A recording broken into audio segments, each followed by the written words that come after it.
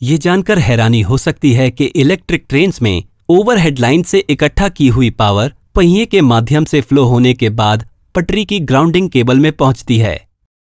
3 face वाला power conversion, regenerative braking और zigzag overhead lines, ये सभी इलेक्ट्रिक ट्रेन के तकनीक को काफी अनोखा बनाते हैं। आइए सबसे सिंपल पॉसिबल डिजाइन से शुरू होने वाली इलेक्ट्रिक ट्रेन्स के पीछे के सभी इंजीनियरिंग रहस्यों को समझते हैं। इलेक्ट्रिक ट्रेन का सबसे सिंपल वर्जन यहां दिखाया गया है।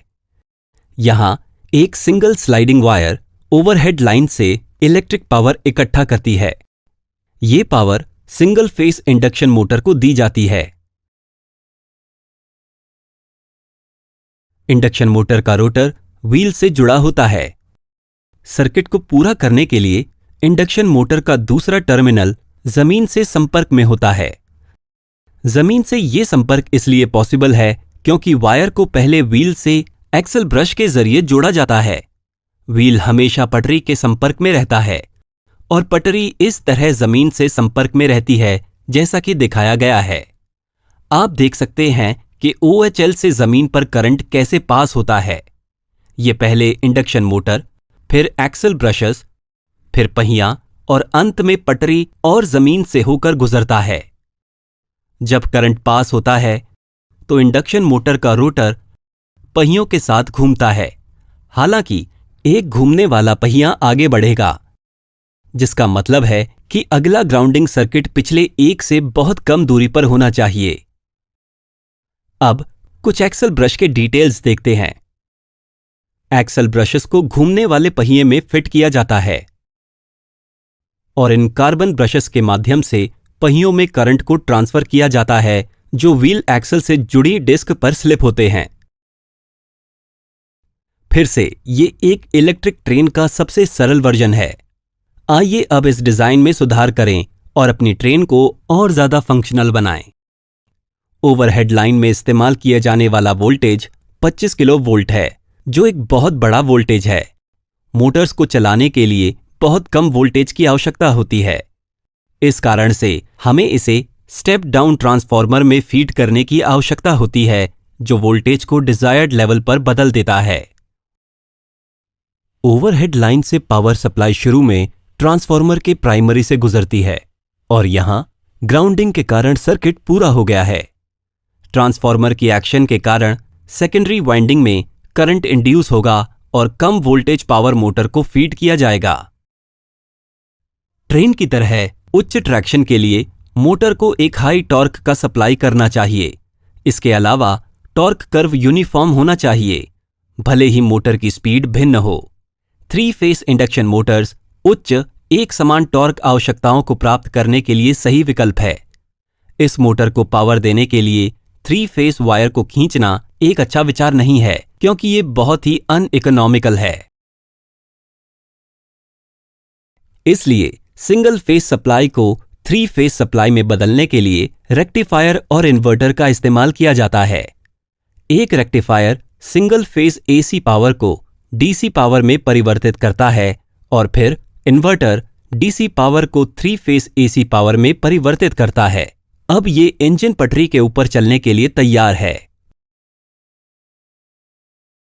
अगर हम मोटर शाफ्ट और व्हील एक्सल के बीच कुछ गियर रेशियो के साथ एक ट्रांसमिशन सिस्टम जोड़ते हैं तो हम टॉर्क आउटपुट को और बढ़ा सकते हैं।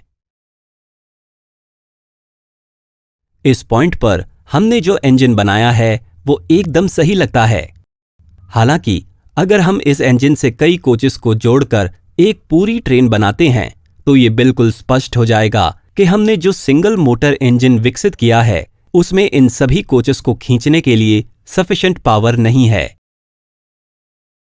तो आइए इंजन को और अधिक शक्तिशाली बनाने के लिए और अधिक मोटर व्हील पेयर्स जोड़ते हैं। एक इंजन बोगी का कंस्ट्रक्शन 3 फेस इंडक्शन मोटर्स के साथ किया गया है। जाहिर है 3 जोड़ी पहियों को चलाने के लिए एक इंजन में आमतौर पर ऐसे 2 इंजन बोगीज का इस्तेमाल किया जाता है।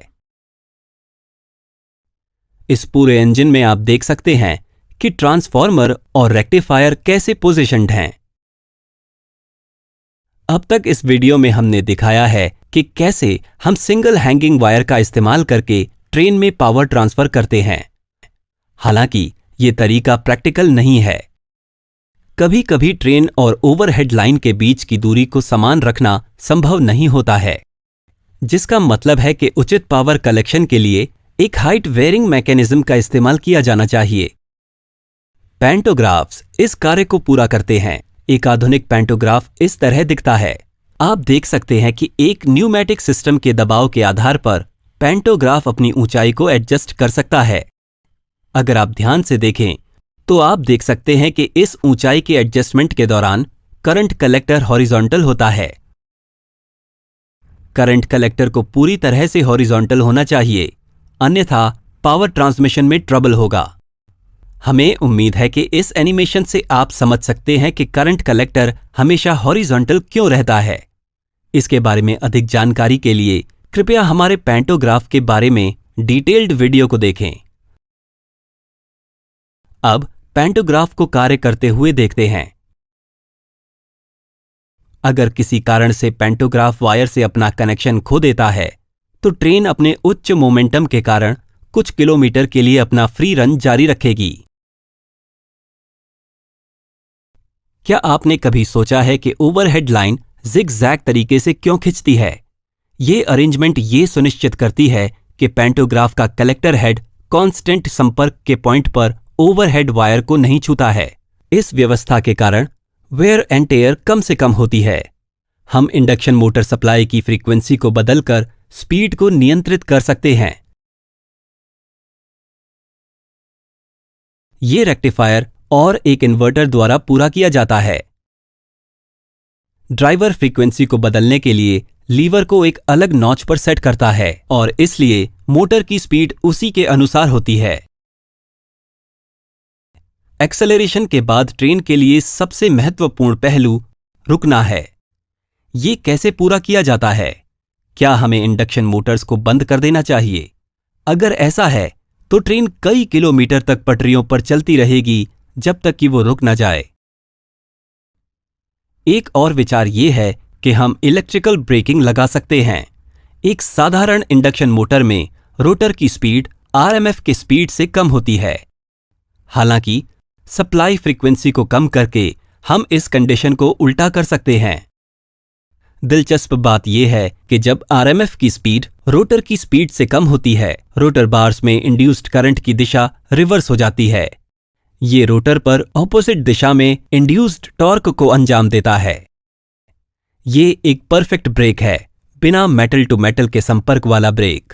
इस फेज के दौरान मोटर जनरेटिंग मोड पर चलती है। हालांकि ये ब्रेकिंग मेथड अपनी पटरियों पर ट्रेन को पूरी तरह से नहीं रोक सकती है, क्योंकि रीजनरेटिव ब्रेकिंग कम स्पीड पर काम नहीं करती है। यानी ये ट्रेन को धीमा कर सकती है, लेकिन इसके बाद आपको ट्रेन को पूरी तरह से रोकने के लिए न्यूमैटिक ब्रेक्स लगाने होंगे। ये एक अलग तरह का मैकेनिकल ब्रेक है। यहां स्प्रिंग का फोर्स और कंप्रेस्ड एयर फोर्सेस ऑपोजिट दिशाओं में पिस्टन पर काम कर रहे हैं। दिलचस्प बात यह है कि जब ड्राइवर सिलेंडर से हवा छोड़ता है तो खींची हुई स्प्रिंग पिस्टन को पहिए की ओर खींचती है और ब्रेक लग जाती है। ये ब्रेक सिस्टम हवा के लीकेज या टूटे हुए कंप्रेसर को सुरक्षा प्रदान करता है। प्रेशर रिलीज होते ही ब्रेक अपने आप लग जाती है। हर एक व्हील पेयर के लिए हर एक कोच के नीचे न्यूमैटिक ब्रेकिंग सिस्टम लगाया गया है। अब देखते हैं कि प्रत्येक कोच को पावर सप्लाई कैसे की जाती है। प्रत्येक कोच की यूटिलिटीज के लिए पावर सप्लाई करने का एक तरीका सेल्फ जनरेशन है। कोच फ्रेम के नीचे एक ऑल्टरनेटर लगाया जाता है और ये कार्डन शाफ्ट द्वारा संचालित होता है, जो एक्सल पर लगे गियर बॉक्स द्वारा संचालित होता है। आउटपुट को सुधारा जाता है और 110 वोल्ट डीसी बैटरी चार्ज होती है, जिससे कोचेस को कंटिन्यूअस पावर की सप्लाई होती है। लेकिन सेल्फ जनरेटिंग मेथड कार्यक्षम नहीं है, क्योंकि ये बहुत फ्लक्चुएटिंग आउटपुट पावर का उत्पादन करती है। इसलिए कोचेस को पावर सप्लाई करने का सबसे आम तरीका है हेड ऑन जनरेशन। इस मेथड में लोकोमोटिव ट्रांसफार्मर में एक अतिरिक्त वाइंडिंग जोड़ी जाती है, जो सभी कोचेस को पावर सप्लाई करती है। वीडियो देखने के लिए धन्यवाद। फिर मिलते हैं।